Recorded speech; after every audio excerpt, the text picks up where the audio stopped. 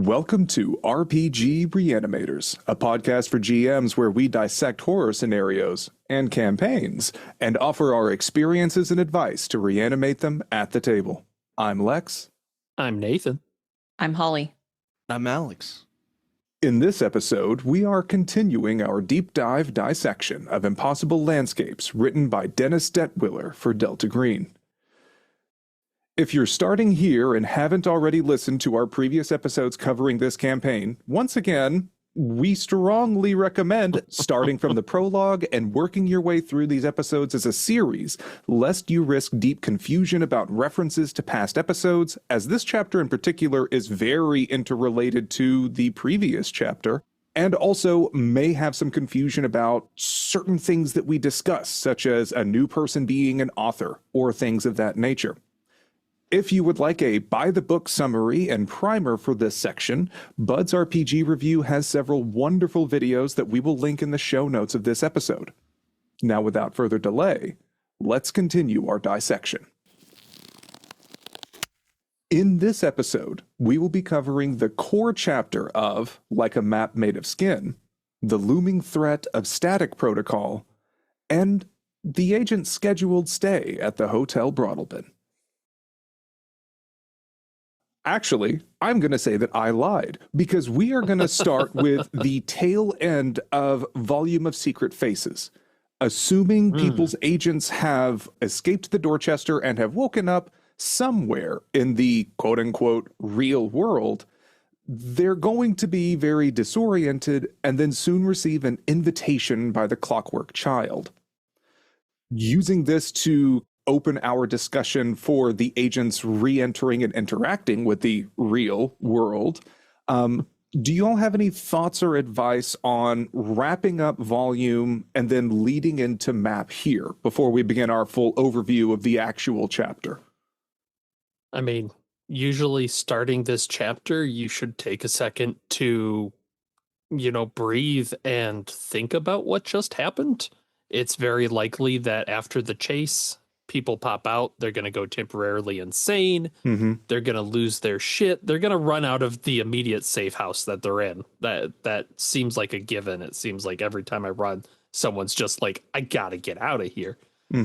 So, plan to take some time before you really introduce a lot of new stuff in this scenario, but it's really not too crazy because this whole part 3 is really just part 2 Extended. Extended, yeah. The director's cut. Yeah. Yeah, I agree. I think that your players are going to be very frazzled and will need a moment to kind of catch their breath and taste some fresh air before you start really highlighting how weird the world is around them. This is a moment to let them rest and recover, and then give them the creepy note from the Clockwork Child that will have, as written in the text, some instructions from Abigail Wright to find J.C. Linz at Hotel Broadlebin. Yada, yada, yada. There's a lot of things. Nothing is true except out is through. Love and kisses, Abby. So friendly. So this ostensibly serves to give the agent some guidance in terms of going forward. But as we will discuss at length for this chapter, there really isn't any. This chapter is very open-ended, and the reason why we're kind of starting here is because you can start and run this chapter however you really want. Yeah, you can really use this opportunity to plant your player characters anywhere after they get out of the Dorchester. Like, whatever's most convenient to the plot. Like, they just came out of a high-tension situation, so in terms of pacing, you want to give them a little break because they're going to be chased all this chapter. Yep. I've seen people get dropped off in some demonic houses, or I got dropped off in a dead agent's like safe house. So yeah, once again, whatever is good for the plot. Yeah, and I like to add too that I don't think is written you have it make sense why they got there, but I like to give them like Samagina's car and her car keys, or have it be where it's like, maybe we did just escape from the asylum and ran here and fell asleep That's a great addition. somehow together. Yeah, because I like that question of, we're out, but are we sane? Maybe we shouldn't be high. Like, should we turn ourselves in? No. We shouldn't do that. So here's another question, because my agents suffered a fair bit of damage, both within the Dorchester and during their escape, and also from their fight with the lion. So whenever they start checking their bodies to see what happened, I described that the wounds that they sustained, like I think Holly's agent got straight punctured through the lung as she was kebabbed by the lion.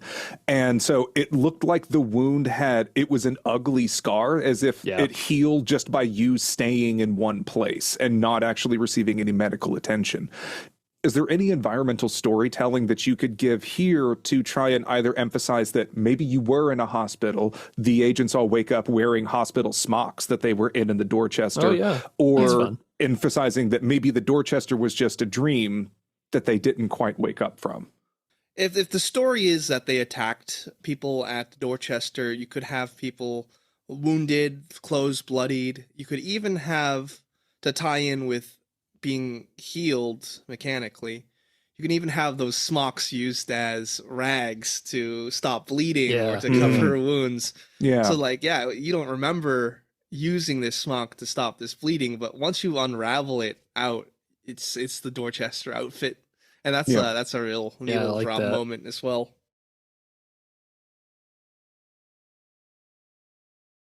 Getting into map as an overall chapter, what would you say is the holistic focus of it? What are we doing here?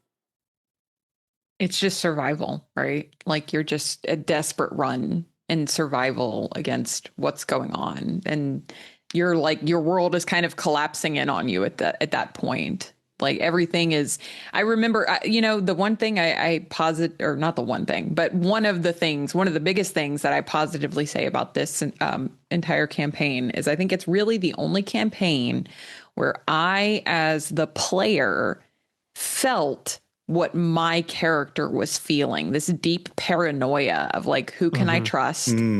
Where can I turn? And I felt this deep paranoia for my own character. I was like, shit, I don't know where she's going to go. I don't know who she's going to call.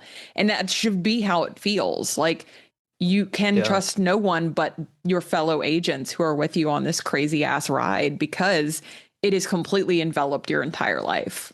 Yeah. I agree. And I feel like a main focus of this chapter is going to be getting your agents to feel like the rug is slowly falling out from under them. They should largely feel like there is this moment of safety whenever they first wake up. Things are mostly familiar. However, as the agents are waking up, they also secretly have received a gift from their benevolent king that they will have to discover the nature of themselves. Something that I really like about this chapter is it gives the GM full license to make the world start melting away around them and really start emphasizing that the real world, air quotes, is more dangerous than the night world at this time. As they are going about and exploring more, they may see things that like reality seems to be breaking around them. People are going in and out of doors where they shouldn't. There's stage extras, lots of fun little hooks that you can use for inspiration.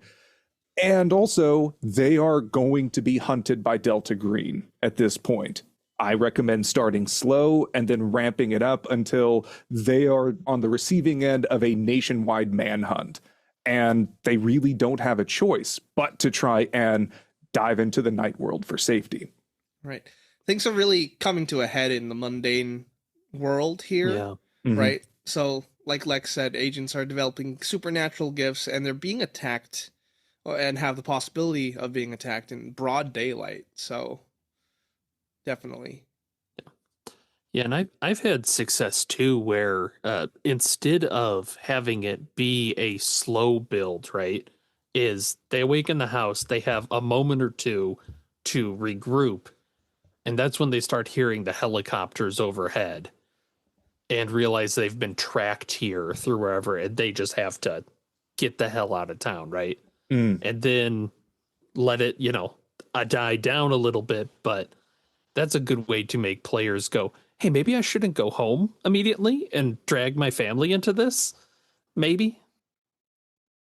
overall, I feel I could safely say this chapter is the most abstract for GMs to do what you will with and also work with your players with it, because players can explore any of the locations that was in Volume of Secret Faces.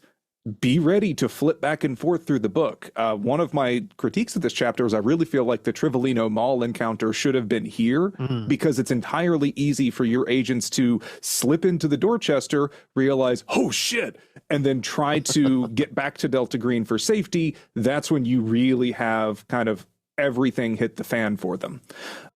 Yeah, this is going to be an interesting episode because there isn't a lot that we can cover as straight up. Here is this in the book. Here are things that we can do to fix it.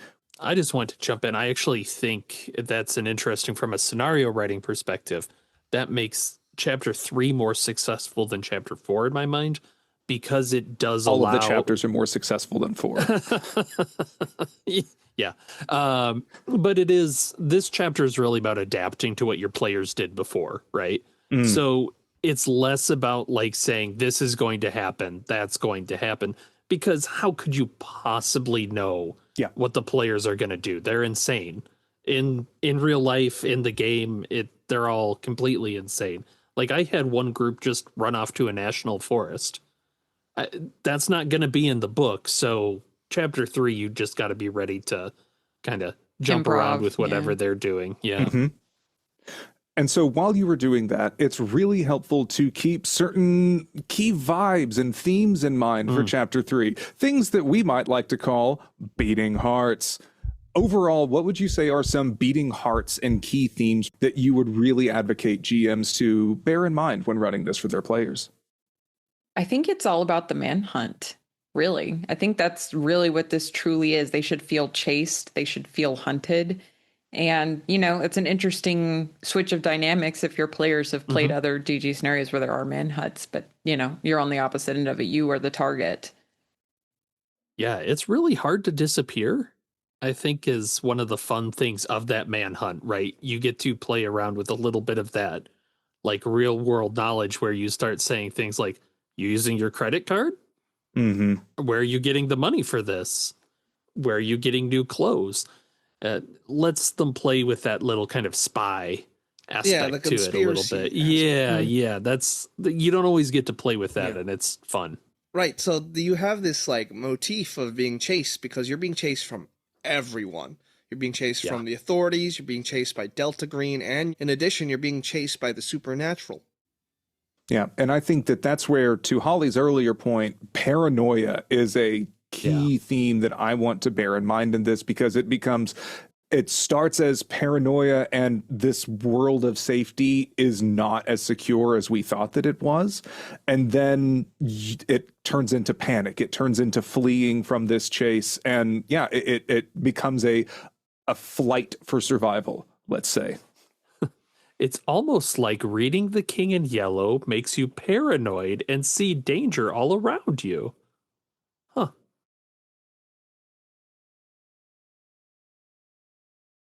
All right, so continuing our theme of overall notes for this chapter, let's discuss aspects of this chapter that we really liked and those that we didn't like. So first off, what are some positive things that we can say about this chapter before I get mean? Well, Static Protocol, which is the King in Yellow corrupted version of Delta Green that shows up in gas masks and shotguns and an infinite wave of dead bodies. That's a creepy threat.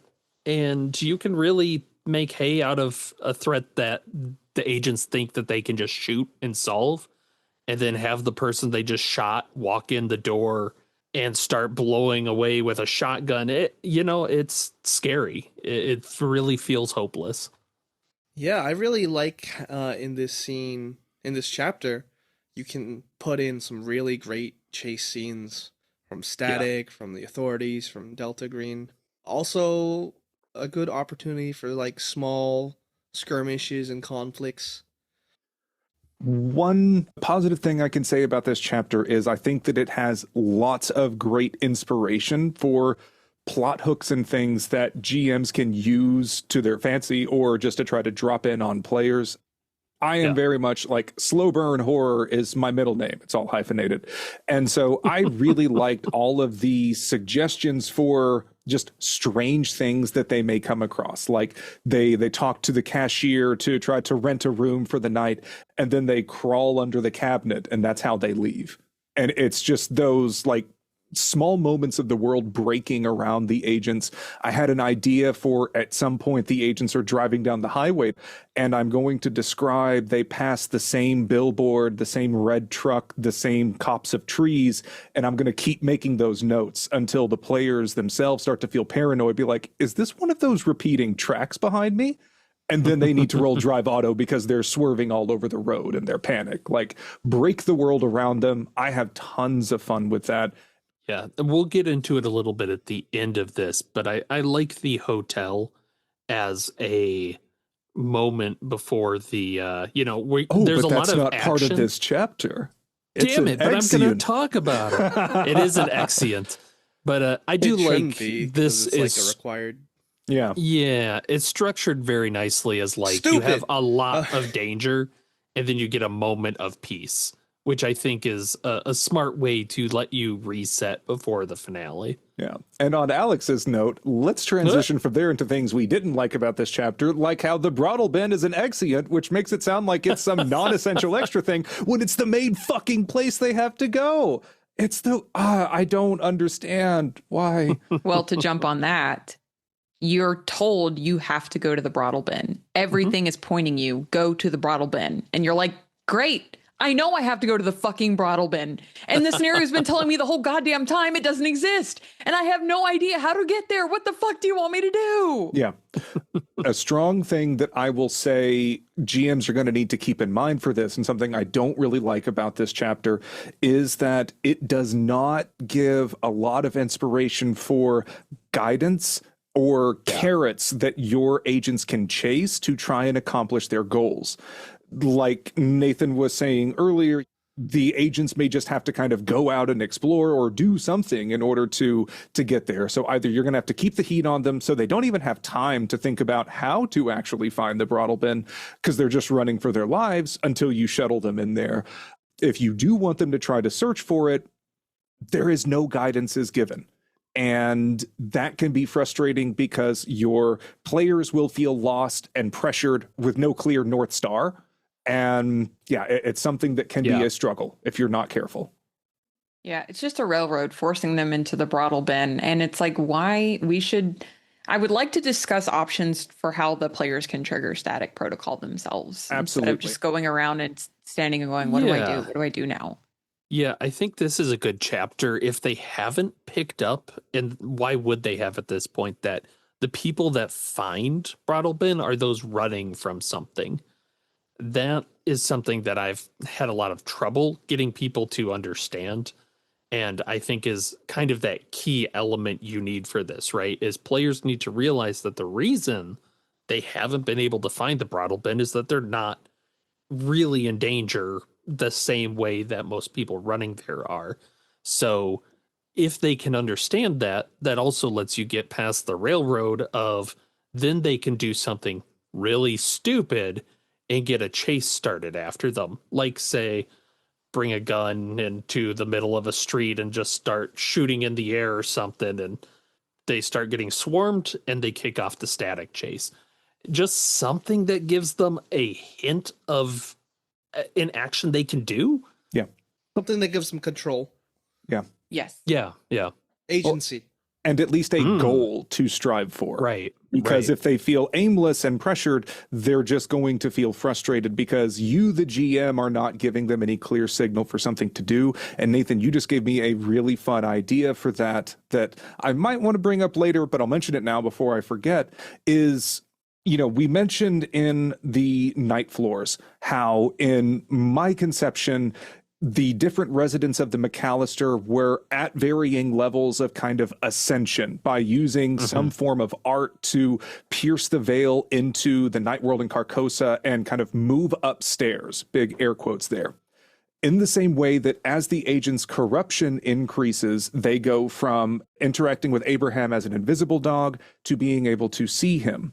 Something that you could do as a very simple mechanic is allow them to find the brothel bin where it should be. They walked past it and couldn't find its location beside Washington Square Park again.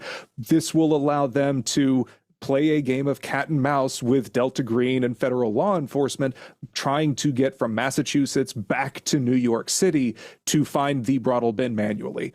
And at some point during that chase and pressure, you can trigger static, and they will feel like it is a clean direction out there. You could maybe do this by having an NPC suggest something, or, you know, giving an idea roll or something like that. But I feel like that should be a default option, honestly. I hadn't thought about it before, though. Yeah. Mark Rourke gives them a call. Yeah. I have some Headwist. ideas myself, and we can kind of talk about it later. I think that kind of depends on whether or not they remember that it's supposed to be across from Washington Square Park, which is something they learned 20 years ago. Yeah. And I mean, that's a valid point. That was just a random idea that I had. Yeah. The beginning of this chapter spends a lot of time detailing options that the players, to me, are very unlikely to pursue. Why would they go back to the Dorchester? Why would they go back to the McAllister? Why would they go back to any of these places? I don't know. It just seemed like a waste of paper. I think that there's potential in having the McAllister be a vector to the brothel bin that we could maybe explore in a bit, but it's like you need something to point them there, because why would they go back without something pointing them there?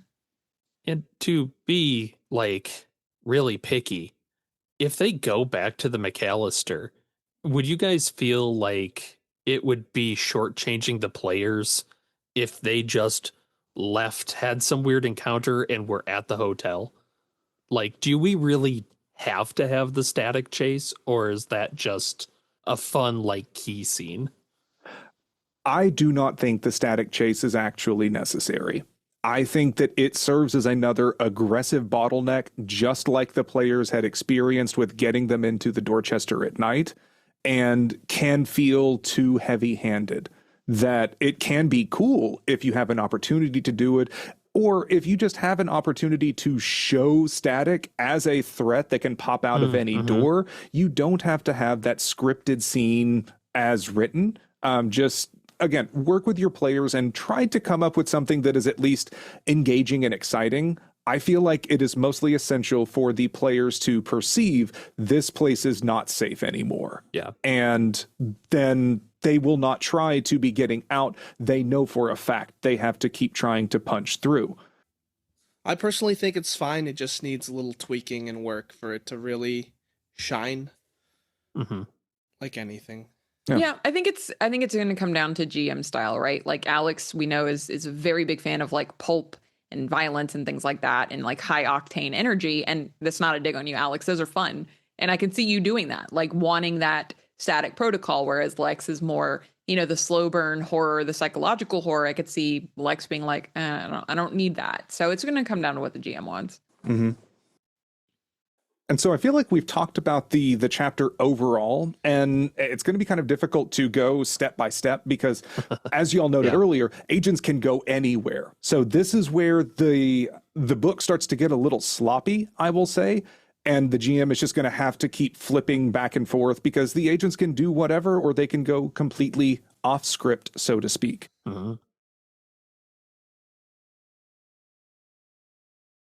So getting into something of an actual section deep dive here. We started off with already discussing the agents wake up and they might have some dark gifts. They'll likely have some kind of motivation. There is a section in the book that, assuming they will contact a bond, here are some things that you can do. There's all sorts of these real, like, spooky world events that are happening here. Are there any notes or constructive advice that you could try to give to GMs for these agents getting back into the world, assuming they weren't exploded by the clown? Definitely allow them an opportunity, or at least show them what has happened to their bonds, or give them an opportunity to reach out to their bonds, because that's this is probably the last time they would interact with them in the normal world. You know, the last time actually being in Carcosa. Yeah. I agree. I think that this is a great moment to highlight that personal horror of the bonds being corrupted and brought into this Carcosan world. As I recall, Holly's character was a good Delta Green agent. And I don't think you'll disagree. And I say that, like, she also didn't get to experience a lot of the weirdness of the campaign because you were trying to keep your head down. You knew that you were infected and tried to avoid contacting your own bonds. So you missed out on a bunch of weird shit going on in the background until I just had to drop it right in front of you. Yeah. It was the same thing with several other players, that if your agents are not interacting with their bonds, do something to bring their bonds to them and highlight that kind of horror. Because again, this is a very unique experience for Delta Green, and it should be very memorable for your players. Yeah, that's a good avenue to kind of show the ruthlessness of Delta Green in getting in touch with the characters, right? Is you might have your agents on the run and you're pretty sure they're not going to get caught. And their bond shows up on national television with, you know, subtle messaging that In a like press Delta conference, Green's, yeah. Delta Green's going like, this person's going to prison unless you show up for aiding you in your escape. Yeah, I like that. I think what you could also do, and Lex, you briefly mentioned this, and I think this works, is, you know, when your agents wake up, have them maybe waking up to the sound of a ringing phone. And when they answer that phone, it's Marcus being like, look, I need you to debrief me on what the hell has happened. Meet me at the Trevolino Mall. This place, maybe give them a day or two so that way they can like engage with the bonds, whatever, kind of like gather their things. Marcus is like, I need you to gather all the evidence you have and we're going to take this all down. And then of course, like a hit team's waiting for them, fucking Static Protocol's waiting for them, and that can just like kick off the whole manhunt. Yeah, I think that it's very likely agents may slip into the Dorchester at night, and Trifolino, frankly, feels like it should be more suited for this chapter as you are showcasing Delta Green as an actual threat, because volume is too big as it is. And so just finding ways to compartmentalize what you need to focus on being able to actively recall as a GM, I would plan on shoving Trifolino back here, barring some exceptions from agents' actions. I think that the threat of Delta Green and actual manhunts it's an interesting problem to have, because I think it runs a risk of your players getting too scared and not really exploring anymore and not knowing how to act. Yeah, and that's also tough because if they get too scared, right, you lock them down. But if they're not scared enough, they say, "Oh, let's have a gunfight with Static Protocol." Let's just keep fighting forever. Yeah, which completely deadlocks that fight of like, well, I guess you all just die and we do another hard cut to you being in the hotel, which is super unsatisfying, it feels like. And that's also one of the problems that I had with Static Protocol, and I think that it will be important for the GM to highlight the lethality and unwinnability of that encounter. Let Static miss a few shots and let your agents down one of the Static members, and then they fucking get back up and keep chasing. Like, don't do a new one comes out the door, because it just makes it seem potentially infinite, but that they can take on everyone. Have them be like the clockwork guy from Hellboy, and he gets shot and keeps on busting after them. Maybe sand is coming out of their jackets. Really emphasize, again, this is a fight you cannot win by conventional methods, and you need to run. I think that could be something a lot more engaging for your agents, but it still leads to them hunkering down. In this early discovery stage, the next suggestion that the book covers is a lot of detail on Mr. Wilde and repairing reputations, and lots of suggestions for random favors and tasks that he can require of the agents through Ed Miller Wist that at my game was really difficult to actually nail down. My agent saw Mr. Wilde as the devil and actively avoided any kind of favors with them that they could possibly avoid. Sounds like they weren't desperate enough. So then how would you make that an offer? How would you have a lawyer from KNIG come down to say, hey, here's a golden opportunity, without them just like shooting the lawyer and continuing on again? That feels a little difficult for me. I think that involves planting those leads earlier on in the previous chapter, where you introduce the KNIG lawyers from Ed Wist earlier on when they're offering the players, and allow them to say, we're looking past all of this. Remember our deals in the past. We can still work something out. You want a getaway vehicle, you want guns, you can get all of that. You just have to do a small favor. Or that just gave me a fun idea. If you take a page out of Beetlejuice and they start seeing ads for Keyes, Norris, Ingalls, and Grant all over the place. They open a book, a flyer falls out. They turn on, a TV turns on. It's some kind of weird ad where it's like, are you in trouble? Do you feel like everyone is hunting after you? Is your wife wanting to talk about this book in her new book club? Call Keyes, Norris, Ingalls, and Grant. I like that. We can solve anything for a price. And I think one of the strengths of using Wild too, and this might be like a cultural thing of like he's the devil is like, well, no, because his favors that he asks don't have an impact on the agents, right? Like he is asking them to do weird stuff, but it doesn't appear to them to be actively harmful. Might be dangerous, might be stupid, but it's just a task. Yeah.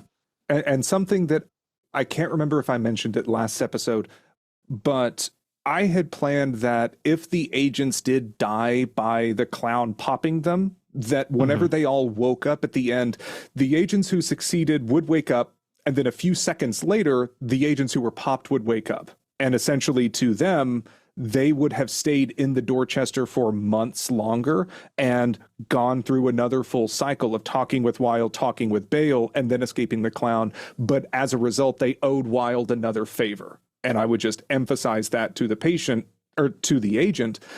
I mean, truly, are the two the same after all? And say, like, you will need to respond at a certain time or there may be consequences.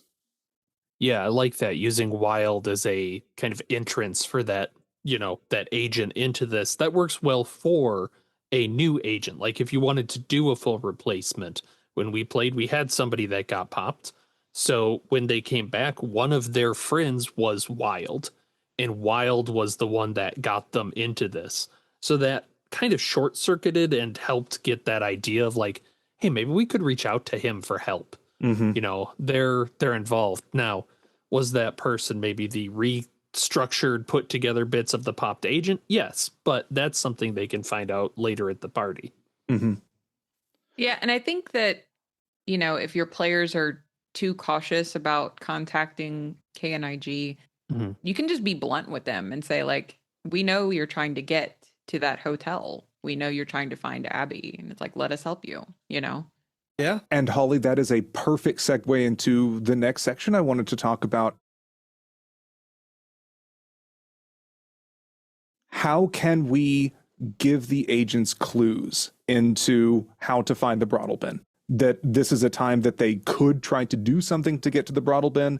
Maybe Keyes, Norris, Ingalls, and Grant can just open with that and just say, like, we need you to repair a few reputations along the way, and then we can give you the keys to a hotel. Finding a way to make it cryptic and maybe rhyme. I don't know. I think the Clockwork World is probably the strongest clue without outright telling them. Yeah. Like, it makes sense that the players have to, if they see the Clockwork World, they're going to have to think about it, and they're going to see all these miniature figures running and then getting into the brothel bin. So I think that's an appropriate clue that isn't, once again, outright telling the agents you need to be on the run. Yeah, as written, it's at Barbas's house. Move it wherever you want. I was about to say, that really does sound like a good floating clue to keep around. Make it appear somewhere fucking weird. Maybe their car breaks down and they need to go to a mechanic by the interstate. And then by the time they say your car is ready, they go back and it's that miniature world is on top of one of the jacks where the car is supposed to be so that they watch it while they're there. And maybe as part of this, a little box can open up and give your agent some kind of physical clue related to the brothel bin to kind of lead them to the next place that they should go. When in reality, it's just leading them closer to the static chase and things like that. I think you could also potentially alter the note from Abigail and say something like, meet me, a little bit more cryptically. I'm not on my toes right now, but like basically come back to the McAllister and, meet me in the place we first met or something like that. And they go back and the McAllister is exactly the way it was 20 years before. And the residents are exactly the same people they were 20 years before. And maybe then you can kind of like use that to, I'm not sure, like the idea is not fully formed, but like get them to the brothel bin through that. Yeah, that's a fun, like other way to like have them dive into it. Yeah, interesting. Yeah, I think giving other clues as well to people like J.C. Lins and Mark Rourke, this is a good time too. Lex, you made me think of with your talk of Wild. He has them, one of its tests is to research Elmer. It might make more sense to have them research J.C. and Mark and realize that both of them were on the run from people when they found the hotel, right? Like kind of hitting this again and again, like they disappeared during a police chase. Isn't that interesting, guys? And that's when you look your players in the eye and you say, no, look at me. Isn't it interesting how they disappeared during a police chase? That is a really interesting thought. And I think that it could be a good recurrent theme for the players to encounter. If you did want to do this as a GM, I strongly recommend you like keep a sticky note on your monitor and remember that in chapter 1 with Mark Rourke, have him give an anecdote about running from the cops and then diving into this hotel. They didn't ask any questions and they said they'd bill me when I check out. So I'm still fucking here. And then potentially give them some details about J.C. Lins, that he checked into a hotel, again, after a bank robbery, and make that a recurring theme throughout. That could be something very interesting that requires a lot of forethought in advance. You couldn't really wing it if you just got to this chapter and say, by the way, you remember. Right. You could always do something like an excerpt from a play that's basically like, the federal agents run from, you get the stage notes and then like, the quotes or whatever. And then maybe they can extrapolate from that. Like, this is where I need to go, or this is what I need to do. Oh, maybe one of the agents wakes up and they have a folded piece of paper in their pocket and it can say the McAllister play part 2. And it can be a page from that to harken back to that handout from the night floors. But it will say at some point, agents on the run, static protocol enters, agents flee to blank location. And at least use that as a potential North Star for them to try and follow. It's just bottom line, don't let your agents be completely without a compass here. Because you're going to have a bad time. Because my players definitely did, and I felt bad, but I had to scramble for a solution and ultimately just dropped static on them because they were feeling like they were beating their heads against a wall. So I'm like, well, fuck it. And now they ended up at the brothel bin. Completely agree. They got to have a goal.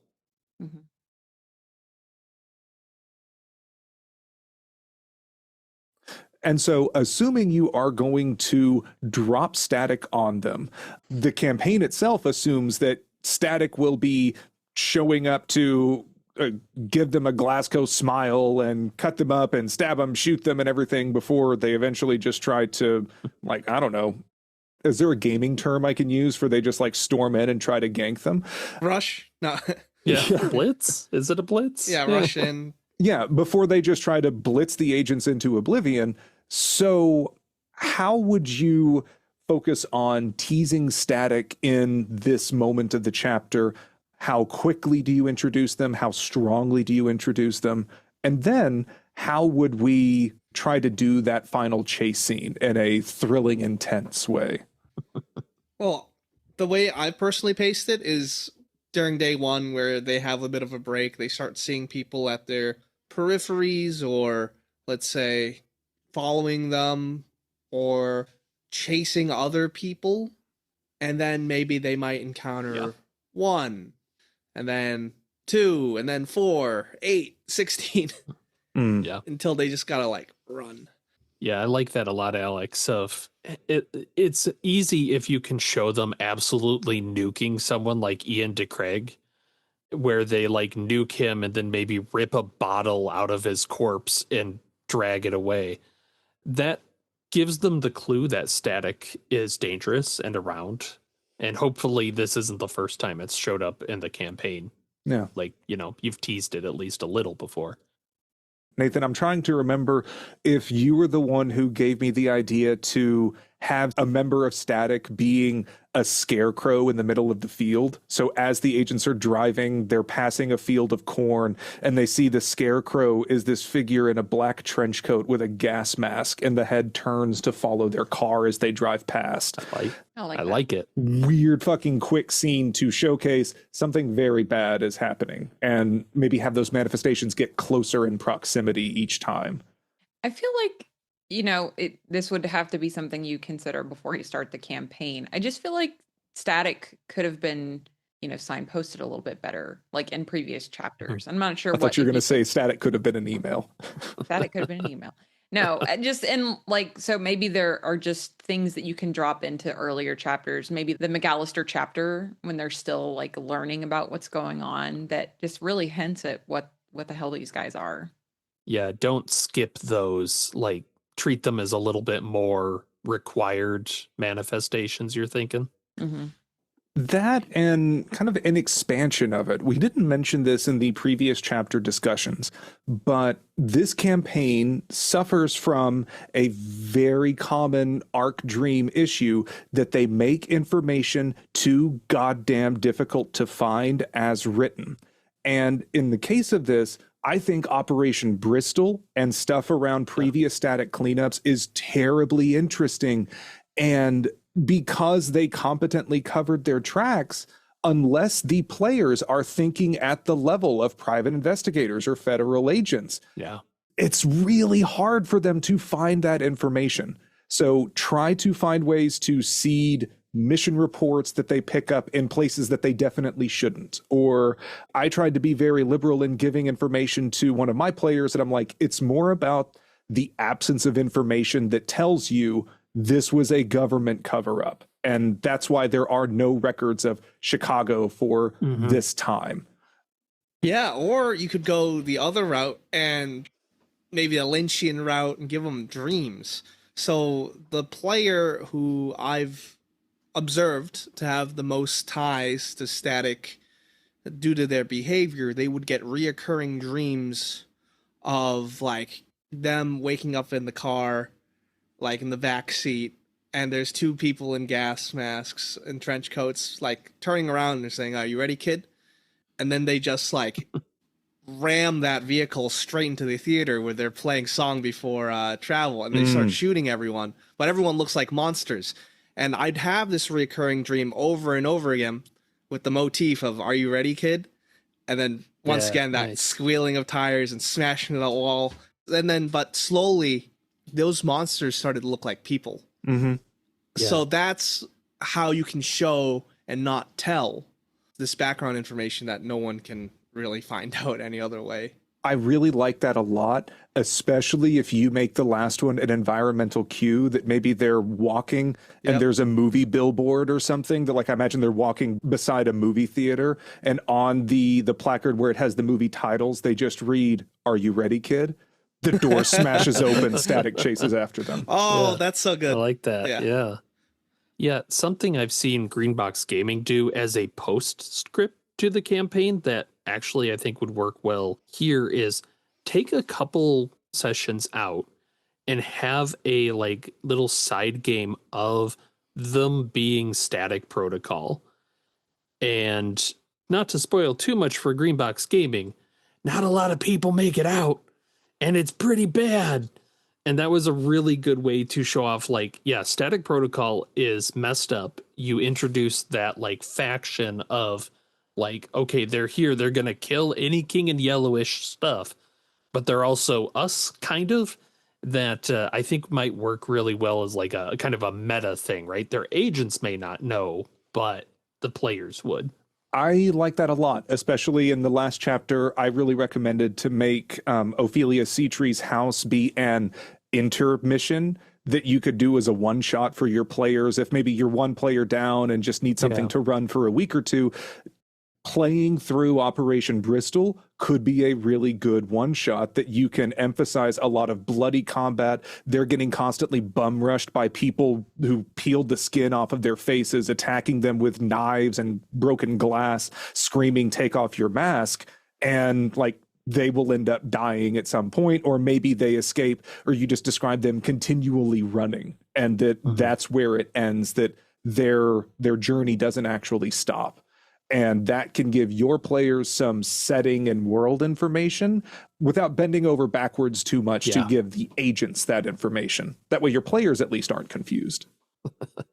I think the one thing I'm still kind of missing is how to showcase to your players that they need to summon these guys and run from them in order to get to them. Like, you know, it feels like we're just warning them that these guys are bad. You don't want anything to do with it. But it's like, how do you get them to understand that this is another piece of the puzzle to get you to the brothel bin? I don't know. Like, because if you're showcasing to me like these guys are terrifying, they're extremely deadly, it's like, great, then I'm gonna try everything to not make them show up. I don't know, I think, I mean, as it's written, you don't really have a choice. They just kind of show up. But yeah, I agree. I think it's more, it keeps the pace a little bit better if they have a way to do it, or if you want to go the route of like just signpost that they're dangerous and drop it. You know what I mean? Like, if you don't want to do the investigation side of it, just start it, like, go. Because otherwise you just sit around with, depends on your player group. What can you do? Like, I think if you want to seed some details to give them a clear compass direction to find the brothel bin again, then potentially have static get closer and closer, so that way it feels like they're in a race against time to get there, and they could feel the heat as they are almost at the brothel bin. That's when, a car smashes into them, static gets out, and then they have to run. And even though they don't follow their cardinal direction, they still end up at the brothel bin. And, you can then transition them into there. Again, everything in this chapter, in a very loosey-goosey campaign, this is the loosiest of the goosiest. And it's just, it'll be an exercise in thinking on your feet as a GM. So don't try to cling too tightly to anything that is written in the book at this point. Before we head into the technically an exeunt of brothel bin, is there any other stuff that we want to talk about for Like a Map Made of Skin that could potentially help other GMs? Like, I don't really have any information about the gifts aside from think of some gifts that are thematically appropriate for your agents and let them use it if they want. I can't think of much else. Alex, I love your idea to tie one of them to static, because surely someone is going to be more interested than others in it. Maybe make them a repeater before most and have there be some combat encounter that they die. Everyone has a sand roll for it, and then that agent comes back again. But whenever they do, change some personality traits, like make them more bloodthirsty, give them more memories, make them feel like they are getting closer to static each time they die, so they don't just try to Edge of Tomorrow it, but they worry about what happens if they pass a point of no return. Yeah, I think my tips would be, if your players are interested in exploring all the locales that they didn't, I would not entirely remove, but ease off on the heat on them, so they have the opportunity to get there. Mostly these are the first 1 or 2 days. And then obviously signpost the ineffectiveness of fighting against static. Maybe instead of having blood, have it actually be TV static. to show that this is a Oh, supernatural, threat that you can't just gun your way out. Yeah, I feel like you could sort of almost signpost that as one of the weird scenes in the McAllister. Like you open the door and the static protocol guys are in the middle of a fight with someone else and they get like they open fire on these dudes and it's like nothing happens to them at all. And then they just absolutely gank, Yeah, that's where I really liked Nathan's recommendation to have their last kind of fleeing escape of the night floors in the McAllister to be pursued by the king, flanked by the static dogs that are shooting at them, because that's a way to showcase these things are tied to the king in yellow very directly. So if you see them, this is bad news bears. That way, at least give them some context by association. And you want to show, not tell them, that they're under threat from like 3 different threats. I had a SWAT team go after the agents because of their atrocity at the Dorchester house, supposedly. I've had DG in the ambulance scene engage them in like a parking lot where they had a fake ambulance from the book. And I've had Static Protocol obviously chase them into the brothel bit. So they can see that, oh wow, everyone is against us. We only have each other. I think, like, if nothing else, you could always play with the actual title of this chapter and give them a map made of skin that is like some kind of map to the brothel bin, right? You'd have to think about it, but you know, something that hints at like where to go. Maybe that could be something in Abigail's note that you can, like, they need to dig up the body of Leland Fuller, of Emmett Mosby or someone. And that as they, there happen to be shovels by the gravestone in that moment, as they dig it up, the skin is weathered and dry and they can peel it off. And that can give them the directions to it, to give a very direct call out to the chapter, because it's a cool name that has no actual relevance in the events themselves. I like that suggestion. I'm just envisioning they peel back the skin at the bottom of the grave and it just says duck. And Static Protocol starts shooting up the gravesite. Nathan, you and I are sharing a brain cell, man, because I was like, it has a map to like the Washington Square Park. Like, this is where you go to get to the brothel. And then underneath it, it just says run in all caps. And like Static Protocol starts chasing you. Yeah. So for that chase, I was kind of curious because as it is, there's technically 2 choices. You can fight or run, but fight doesn't do a lot and run just gets you to another scene, I guess, that you progress forward. How do you guys keep that interesting and not just, yes, GM, I would like my next scene now, please. Thank you. They should always be running. I think this is you're talking about the static chase, right? Yeah, the chase itself. I set that up quite nicely, if I don't say so to myself. So for my brainstorming session, like I was thinking on how do I make this chase exciting? Because you have this surreal element of the chase where they can go through anywhere, any place, any point of time. So I just picked out my favorite set pieces. I listed out a bunch of locations like French restaurant, shopping mall, public restroom, birthday party, hospital, subway tunnel. And then I thought under each section, I thought about each thing that they could encounter like I'm directing an action movie. So under French restaurant, I typed in cloth tables, ornate chairs, dining cart servers, glass chandelier, fine diners, silver platters, bar. For public restroom, tiled floor mirrors, sinks, urinals, grace colored stalls, graffiti.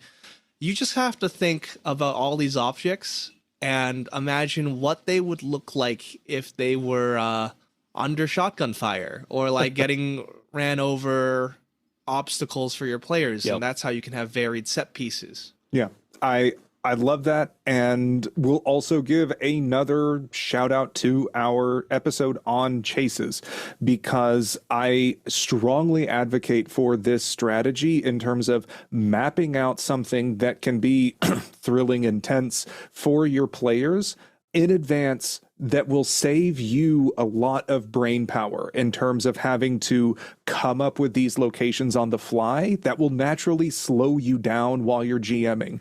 If you have a bunch of a la carte options prepped, then you can roll with the punches, have something to draw on, and focus your efforts and your creativity on in-the-moment descriptions like you are a movie director, to really keep everything caught in the moment, keeping it exciting.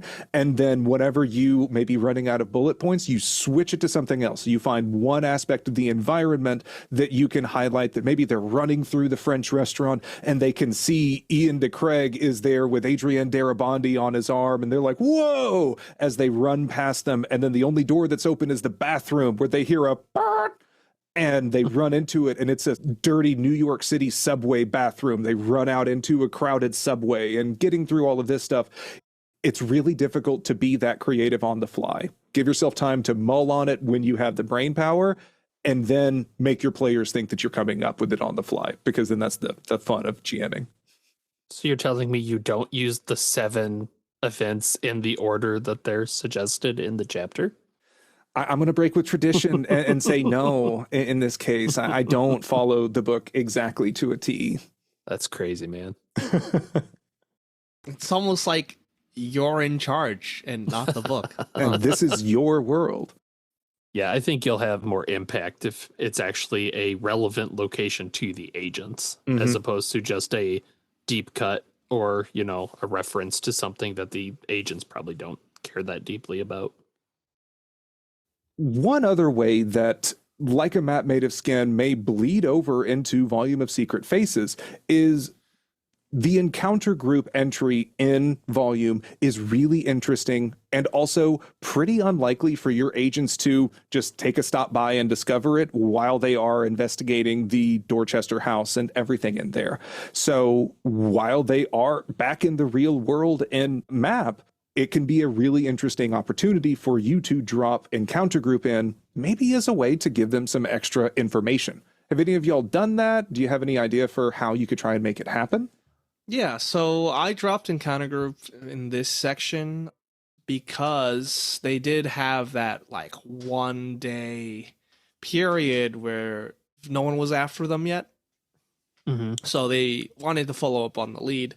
And you can really get let loose with encounter group because you're at the point of this game where this is their last time in the mundane world. So you can reveal more secrets that they could have found there as a way to just sweep up the pieces. Personally, I had a home group, so I did dress them all up in silver cultist robes and masks. Hell yeah. And I got an incredible scene afterwards where they were all equipped with like the stuff from encounter group because they got to keep the robes and masks, and they got ambushed when they were going back to their car in Delta Green, like as a way of telling them. Oh, that's fun. I think for some reason they helped whist out, and they got like an old-fashioned 1920s Tommy gun. So there was a scene where they're getting shot at from the fake ambulance. Rattle 'em, boys. Taking cover in a parking lot behind a car. And I'm like, okay, what are you doing? To one of my agents, he's like, I put my mask on and I take out the Tommy gun and I start walking towards them full auto. I'm like, holy shit. That was that was ballsy. It's bold strategy, Cotton. Let's see how it works out for him. It paid off. I think you could also potentially use encounter group as a way to drop another hint about the Hotel Broadalbin. You know, something like, I keep having this dream, there's this hotel, or even like not even, there's this hotel I really want to get to, but I can't seem to find it, and maybe find a way for them to, you know, hint at it. Yeah, I don't know. My first group ever, after they were done entreating the angels to get them out of the 1400s, they grabbed Lundeen out of the encounter group and were like, here, you're not going back in time to deal with Abigail. You're dealing with us now. Tell us what we want to know. So that was another, like, you can really get stupid with this section. It's fun. And I think another way too, where we mentioned bringing the agents' bonds into the forefront of Map, is have them recognize that bond's voice in encounter group. And very much give unpleasant information that things are not okay back at home. And then, of course, they can't find them after it's done. Or maybe they do. And you can role play with that as you please. I really like the idea of trying to write up another weird excerpt that could potentially point them to the brothel bin again, or give them a little bit of guidance. You know, I have this friend of mine, an agent who's lost and doesn't know where to go. Well, let me tell you where I said they should go. Oh my God. So, okay, related to something we talked about last episode, where I really enjoyed making the list of missing patients be anagrams of the players' names. Mm-hmm. Make one of the bonds mention, my partner keeps playing in this tabletop role-playing group. They've been meeting for weeks on end, and they don't know what to do, and they feel like they're going insane. I wish they would just go to this thing, or just look at that. Fun. And give a meta-narrative big clue if they're feeling extremely lost. That's nicer than what I thought you were going to say, which is, how do I get a different partner? Oh, no. Hey, real life damage. I resemble that remark. Also, for people that haven't seen The Empty Man, we haven't recommended a movie, but there is a really good scene in The Empty Man that you can steal for Encounter Group. It's like kind of that same vibe of the circle of chairs and people being weird. Highly recommend checking that out. Now, it's not a great movie. It is one of the movies of all time. It is one of the movies. It's got some good bits. It's got some dumb bits, but it's kind of King in Yellow adjacent. It's a fun watch. Oh, I believe that means it's time to check into our rooms at the Hotel Brothel Bin. While this section is technically an exeunt for the book, this is the most strictly necessary part of Like a Map Made of Skin. And it's honestly a really cool section. You don't need to worry about endless hallways and keeping them trapped in the night floors and going from one room to the other, but you have kind of a map, and the agents can hang out for a while. After I would say the latter half, at least, of Lamos is agents constantly running from a manhunt, from Delta Green, from static, like they're going to be exhausted. And Brothel Bin essentially should at least be a break. It is a breath of safety for them before they start getting stir crazy and investigating some more. So to start at the top once again, what would you say is kind of the focus GM should keep on this scene to keep it from feeling, let's say, stalled out after a while? Keep them with a goal, right? Like we talked about that before, is at this point, they have Abigail's instructions is they know they need to get to the Whisper Labyrinth. They know they need to get their bottle. That's kind of the clue to start bringing up again and again, especially if they're done their healing, they've done their recuperating, they're ready to strike out again. They should have some clue that, we need to keep going. We can't leave here onto the streets. We got to keep digging. Yeah, static circling around the entrance like sharks. Yeah. If you make all the NPCs work towards finding their bottle, then the players are going to want to find their bottle as well. Yep. Yeah. One of the focuses should be on how the Brothel Bin is kind of like a flower that has a sweet nectar that insects will keep flying into and then die in the nectar of it because they can't crawl back out. One of the elements of this chapter I find very interesting is it's talking about how time just seems to pass as they fall into this comfortable routine. And it can be a way that you can kind of gloss over some moments and make things seem very blurry around the edges to make the agents feel like they aren't in strict control, which is also kind of foreshadowing for the masquerade ball later on. Are there any beating hearts that we would like to really try to emphasize for the Brothel Bin at this stage of the campaign? It's a respite from the previous chapter Mm-hmm. They just got chased by static, had their lives endangered. They get to catch their breath, but they're not out of it yet, right? There's Right. gonna be people where you can interact with in this hotel and more lore to find out. But yeah, but they're just not getting shot at. Mm-hmm.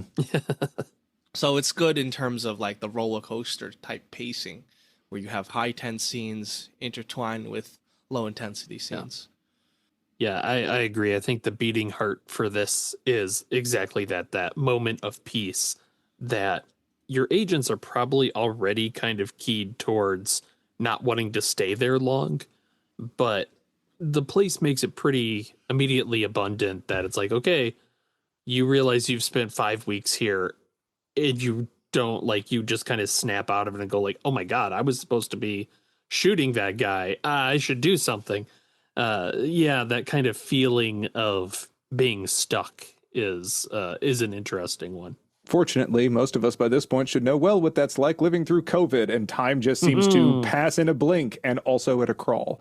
I would say a beating heart for me in this is the brothel bin should feel intoxicating in multiple senses of the word. Yeah. It should be a great relief for the agents to be able to catch their breath in this. But the longer that they stay, the worse that this should feel, that they should feel like they aren't in as tight of control of their agents as they want to be. We're mentioning like this slipping time, but also they realize that they're drinking and interacting with these despicable people from the past, like Ian DeCraig. I think that this is a time that you can give them a bunch of information as well, because they likely have many, many questions. And this is maybe the most chock full of, I'll say, relevant NPCs as any other location in the campaign. I think the Dorchester might technically have more NPCs in it, but they don't matter by and large. So this one, make it an info dump, but in a fun, sociable, kind of boozy way. Yeah. Well, and in a fun way too, you can have the players start to realize that if they're looking into certain info, it doesn't matter anymore. They're too far in. So if they start going like, oh, why is so-and-so doing this? Like, how can I get my family out? It doesn't matter anymore. That's not the purpose. You know, like all the people can kind of reiterate like, no, you just need to find your bottle. That's what it is. As a question, would you have some bonds show up at the brothel bin? Or would you just have them in Carcosa? Like, as they stay there longer, you can be like, there's no point in looking for them. They're already here. We have a room reserved. I think Carcosa hits a little harder, personally, and it would make them want to stay in the final chapter. What I don't want is players to go, I'll just stay at the hotel. Because, you know, that there is always that danger that an agent just goes, well, my bond's here. It ain't getting any better. Yeah. Let's hang out at the automat and have our fancy meals every day. That's a fair point. I think that something that I tried to do to stop my players from stalling out here at the brothel bin, where, as we mentioned in the Night Floors, I made Emmeline Fitzroy a much more prominent character in this, and used her to not only convey kind of an overall meta story as she is a candidate for a Phantom of Truth, but also the dangers of the brothel bin, that Emmeline knew she was going to be wandering around these halls and rooms in a fugue state for decades and has not been able to snap herself out of it, and that she had to have the agents snap her out of this and keep things going. So that as the agents are kind of exploring, getting settled, and talking with people about that time, they're itching to get back into it. And so, I mean, I recommend using Emmeline, or you can have another NPC that the agents are friendly with and interested with. Like Mark Rourke can be one too, who will try to get them into the Whisper Labyrinth. There's various ways you can finagle it, but eventually, again, give them that purpose and direction. As written, the staff, like Elmer Lozette, and there's all of this stuff about the staff and the basement floors and their cramped apartment spaces that I found a little odd in this part of the book. Just a little odd? I just kept asking, what's the point with so much of it? It assumes a lot of intrigue and like needing to schmooze your way with certain staff versus others to find the place. And it didn't really hit for my group. I found myself asking that a lot in this chapter personally, like the bazillion NPCs, and I'm like, Jesus God, what is the point? Just Yeah. I don't know. That's just me. I understand that they're all part of this like rich story and the building of like everything that happens with Darabandi and everything else, and I'm like, God, I just could not care less. Well, right. Like, why are they going to reach just kill out 'em to on sight. Louisa Reggie, right? Like, Yeah. they don't know these people. They're not just going Right. to grab a random person and be like, hey, what's your name? What's your story? Well, let me tell you. Did I ever tell you I And- was struck by lightning 7 Did times? you know I'm a tarot lady? Oh boy. It kind of felt like a lot of that extra stuff was more about making callbacks to Yeah. Ding, ding, previous ding. things they had done in other chapters. And it's like, they already know everything's weird. Do we need to do I mean, if you want to, sure. But that's all it is like, Yeah. it's another callback. Ding. But I think at this point, your players have been exposed to literally dozens of NPC names and have been trying to hash out who is important and who is not, and why are there 3 different people named Mr. Ed in some form or God. fashion. Then dumping more random NPCs on them, like, don't expect them to interact with them. You can have Elmer Lozette and the hotel staff be there and, be kind of quest-giving NPCs that the agents can petition to be like, can you take us to the Whisper Labyrinth? And be like, well, if you do something for me first. You got to get rid of those rats in my basement. Yeah. Level 1 quest. Like, yeah. All right. Yeah, I agree. Like, honestly, this section is more, as the GM, I'm having a blast. I'm reading this. I'm going, oh, look at all these connections. Don't inflict that on your players. Yeah. They're not you. They haven't read the rest of the book, so they don't have context or care. Yeah. Yeah, that's always my rule of thumb. If something reads like a very interesting story, it may not, in fact, hash out that way in an RPG. Yep. That doesn't necessarily translate to a role-playing game. Yeah. Yeah. I do think something interesting that you can do with this, I am experimenting with in my current run. I latched on to Mark Rourke and other NPCs cannot tell a difference between the McAllister smoking lounge, the night floors, and their time in the brothel bin. So something that you can do is tease some elements of the brothel bin extremely early in the night floors. I had a wonderful time having my agents encounter the birdcage elevator with Charlie, the attendant, the weird eccentric old man wearing a suit that's much too large for him. My players were immediately like, oh, I want to protect him. And then he drops them into the dark and leads to a marionette ballroom that they get all spooked by. But like, you can find some elements of this to emphasize to your players that this is all bendy and connected, and it really feels like they may not have left as much as they thought. To that end, though, I don't recommend making it a big challenge for the agents to discover the weirder places outside of, let's just call it like the brothel bin lobby main areas and their room, but let them find the arboretum. Don't make it difficult for them to start going through the basement levels. There's some fun things that they can do in there too. Are there any unique manifestations or errands that you would send your agents on at this point that could just be interesting but not take up a ton of time or risk them stalling out? I liked the sommelier's room where they get, shunted into the past and they have to break out of the monotony of it. Just because it was a fun way for them to be like, damn, how do I have to kill myself to get out of this scenario? So I had it at the McAllister, right? Like they had just started and everyone was acting like, no, you just started this investigation. And I had 4 agents that were like, I guess I'm going to have to die. And like each of them found a different way to off themselves. And like I hid it behind like a sanity check. I think there's something in the book written there, like they have to disbelieve it, some way to escape. But it got pretty tense. Like that last agent almost didn't make it as he yeeted himself off the roof of the building head first. So I'm glad that worked for you and your players, because boy, I did not like the sommelier's room section as written. And that's where I've referenced this a few times now. I think that this can be a great opportunity to shunt your agents into an area you wanted to have them explore, but they didn't get a chance to. So with my group, whenever they went in, I mentioned that they go and the room is very dark as they all walk inside. I ended the session there. At the start of the next session, I had that everything is dark around them, and then they drive through the other side of the tunnel, and they are back in their regular DG clothes, and they are a day before they know that they were put into the Dorchester. They're driving around. Emmeline, as an NPC, was with them, so Emmeline was now Agent Dahlia and was part of their group in the car, that they were tasked to investigate Esther Samogina because there was something fishy about her in the Dorchester.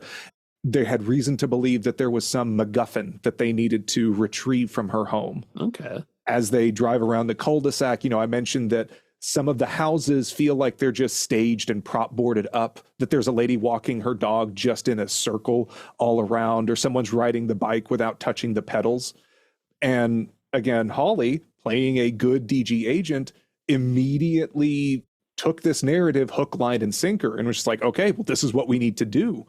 They could try to disbelieve it and break the illusion, or they went through Samogina's whole house, didn't drink the tea. It was a close call, though. You're still mad about that. I am. I'm going to get my group this time, damn it.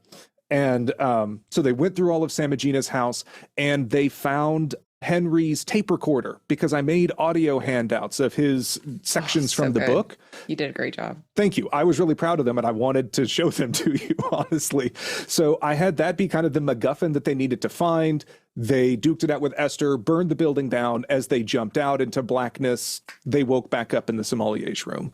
So it was still an activity. It was still something engaging for a session. And then they could continue on, and the sommelier would then lead them to the Whisper Labyrinth. I don't really know if you need to have them do more than one favor in order to get this, because I think at this point, your players may be interested, but they're also getting kind of tired, and you may need to start wrapping it up sooner than later. I like the Mark Rourke one, too. Like, I do like there's a lot of ways to kind of skin the cat, so to speak, with how do you get them there, right? They can get through the sommelier.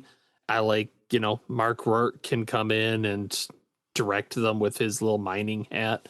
You can even, if they're not kill Asa on site, he can come and ask for their help.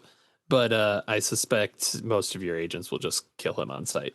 And I'll also say, is a very interesting encounter. I mentioned trying to get your agents to explore a bit. I love the Arboretum underground with teeth all around it, and there's plants and things. I will tend to have Barbas leave a note for him to say, meet me in the Arboretum. He'll say, meet me alone or something. So an agent can go and talk with him.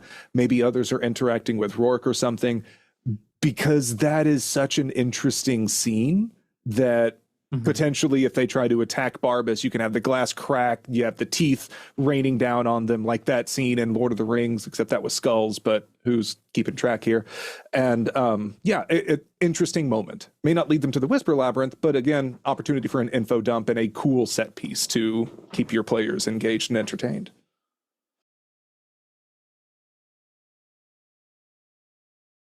Okay, well, it sounds like the quiet of this podcast is indicative of the quiet of being in the caves of the Whisper Labyrinth.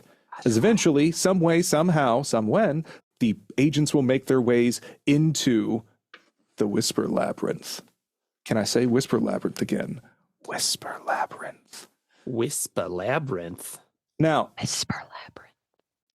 I really don't like the light source part of this as written. I think that it is weird and tedious, and why not make this something cool and a cinematic exploration? Yeah, the mechanics, I feel, really bog everything down. Yeah. There's no consequence, right? Like if you say, oh, my light source dies, okay, I go in tomorrow with another light source. Is that fun? Yeah, you get booted out and then you have to go back and do it again. Like Edge of Tomorrow is not a fun RPG. But you can just do it. Like that's the thing. Like there's nothing stopping you from that. So I guess you can if you're worried about the verisimilitude of being in an insane hotel where you have to be like, of course, it makes sense that the batteries only last 8 hours. For this scene in particular, I stole the battery life rules from the Alien RPG because I think that the battery life is a super fun system. Essentially, you decide on a pool of D6s. I give most things 4d6 and ask your agents to roll them at certain checks. For every 6, you take one out of the stack. And if they lose all of the dice, then that light source goes out. And at that point, if they end up in the dark, then I keep emphasizing that there is something, they can hear something wet kind of pattering along. This place is full of Darabandi's drowned children in my run of it. And that if they run out of light or something like that, then they get hugged by all of these dead, waterlogged children that end up kind of causing the agent to die from hypothermia or something until somebody drags them out. Again, no real consequence, but it's spooky and gross. That's the whole problem, right? Like, the only real consequence at this point is going to be a sand loss. And boy, like, I think your players are going to be kind of tired of it at this point. I mean, at this point, too, sanity doesn't really matter.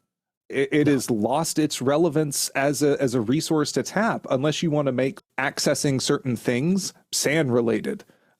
Maybe instead of rolling a D100 to find their bottle, make it related to sanity or willpower or something. I don't know. I think the finding the bottle rules are kind of weird as well.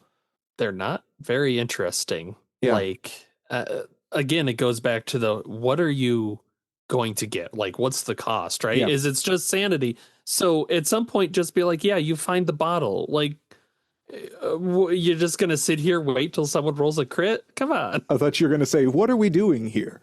Yeah. What this podcast in general, what are we doing? No, I think this is one of those, like, the agents should be by this point interested in at least finding their own bottle and then the author's bottle, or, you know, if they JC Lynn's, which whatever, they want to find it. So I think it's more interesting if you've prepped their bottles and the secrets within, because that's going to make each person get a spotlight. They're going to feel something. And like, you can also have the bottle reflect some element of their character they don't understand or want to think about. Like, give little clues that'll pay off in part 4, hopefully.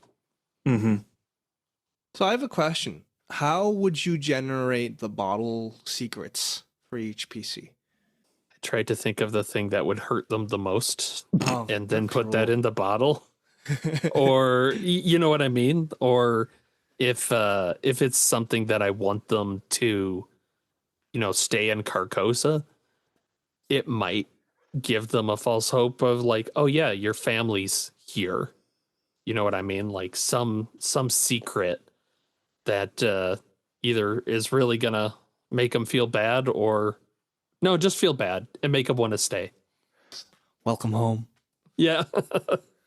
I think for me, these bottles are an artifact created by the present iteration of the King in Yellow in Carcosa. This is kind of mid potential role change by Abigail trying to shuffle the roles around from the king back to the Phantom again as she nominates a new king and is trying to seal JC Lynn's in as the author. That's the current, let's say, configuration. So based on that, if an agent listens to their own bottle, it would give them some immutable truth that would guide them to fulfill the role that Abigail wants them to do in this moment. In essence, it kind of it makes an illusion that, like, oh no, your free will, it's not that, it's really this. Like, this is your destiny. That is a truth that the bottle will tell you, because it is a truth for this iteration, if they don't bear in mind that they can literally rewrite all of reality and unreality if they change the author and things here. I would very much encourage GMs to play it fast and loose with, do the players find their own bottle a bonds bottle that you can tease maybe exist in Carcosa, that like if you find your partner's bottle, that's a pretty good indicator the GM is going to have that partner show up at some point later, so maybe you can try and save them. If they're traveling with Mark Rourke, maybe make Rourke find his bottle. In my campaign of it, I didn't mention this in the past episode because we went quite long anyways, but I had Dr. Friend leech his way into the agents' minds and replace one of their bonds with himself. That like they remember Dr. Friend as that person in all of their memories. If they try to project onto Dr. Friend, that bond score actually grows. And like it led to this weird, he could keep seeing this hallucination of Friend that was influencing him. So he found Friend's bottle at some point and then smashed it. And that ended basically Friend. It ended the hallucination. Oh, that's really fun. So you can get kind of creative on that. Again, don't follow the rules as written because it boils everything down to a bunch of die rolls that players, if they are really inclined, can just say, nah, fuck it, I'm going to stay here and keep playing the slots until I win. Or if you don't want them to do that, have them find JC Lenz's bottle after a certain number of rolls. Like that is a default. Yeah. Everyone can get maybe 2 rolls each and then educate from there. That feels about right. That'd get you, what, 8 rolls between 4 players, max? Mm-hmm. Is there anything else that we want to cover here? Do you have any more interesting ways for them to exit the Whisper Labyrinth or manifestations you want them to encounter while they're down here? The way the bottle is on the plinth, I find this very interesting, and I'm curious what other people ran into. Does everybody else's players always just go, it's a trap, we can't do anything with it? Because I've had that every time. They go, well, now I don't want to touch the bottle. And it's like, I just pick up the goddamn bottle. Yeah, I dropped that. What I did is just as my agents picked it up, it was one of the moments that, they grabbed it, they're looking around, and it's like, well, now what?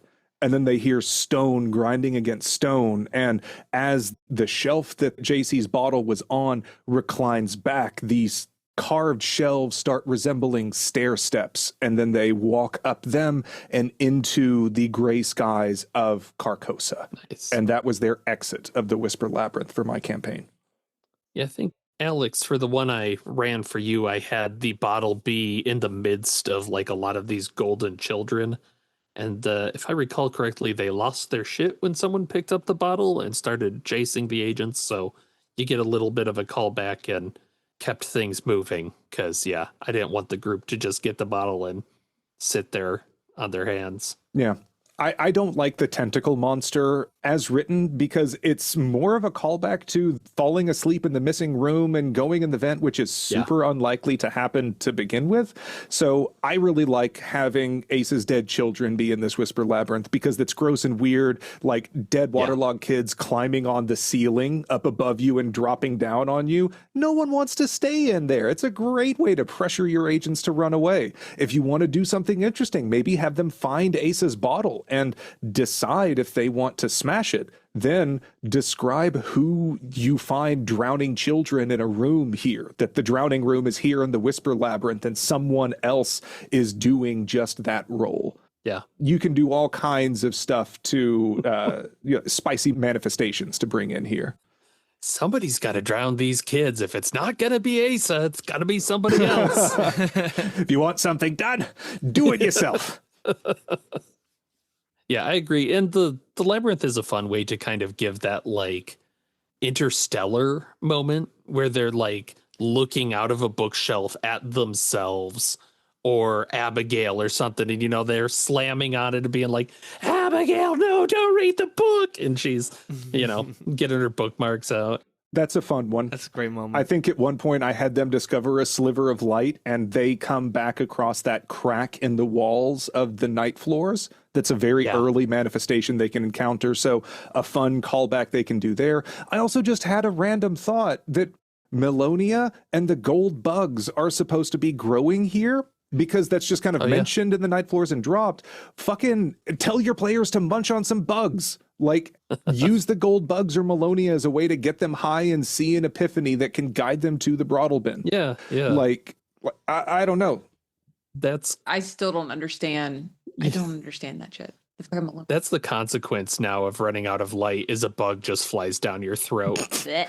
Oh, the bugs are afraid of light. So as the light goes out, they keep trying to crawl up your nose and in your mouth. Yeah, you can mummify Or them. you hear the swarming. Yeah. Like the buzzing of the wings of the beetles.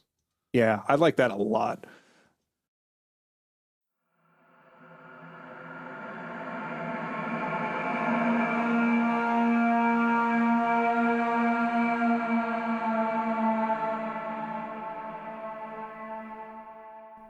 And eventually, one way or another, the agents will make their way out of the Whisper Labyrinth and into the lands of Carcosa, an opening into the chapter of The End of the World at the End.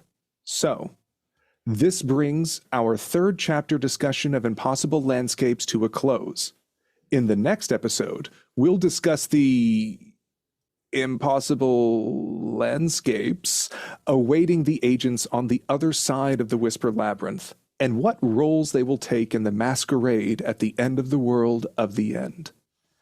Be sure to check out the show notes of this episode for links to purchase a copy of this campaign for yourself, Bud's RPG review overview for these chapters that we discussed, other RPG resources that we mentioned, as well as an invite to our lab's Discord server to discuss more reanimations. We also post these episodes and resources to our Patreon that's free to follow, or if you like, you can make a charitable donation to help us stock more curiously shaped bottles within the hallways underneath the H. West Memorial Mortuary and Laboratories. And we would like to extend a special shout out of appreciation to our Patreon interns, Beth, Xander, Sawyer, Scott, Chance, Jan, Born to be Wrong, JS, Weston, Allison, Sick Daniel, Oliver, Cableman, Corey, and Nick. Thank you all so very much for supporting us. So until next time, thanks for listening to RPG Reanimators. Where your games can die. Or live. At the Hotel Brothel Bin.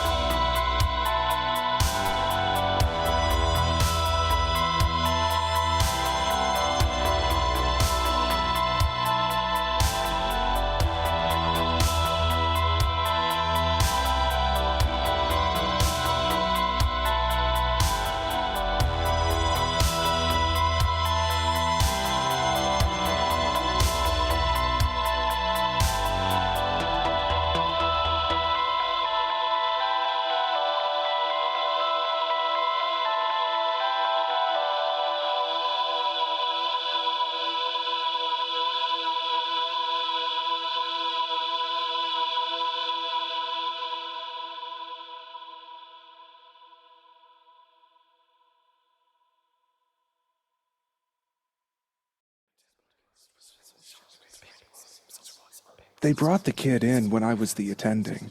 I had like a minute alone with him when the EMTs dropped him. He was bleeding out internally, so I opened him up and there was nothing there. I mean, he was empty. No organs, no blood, nothing. But it all worked out. When the nurses got there, they were back. The organs. Anyway, he died.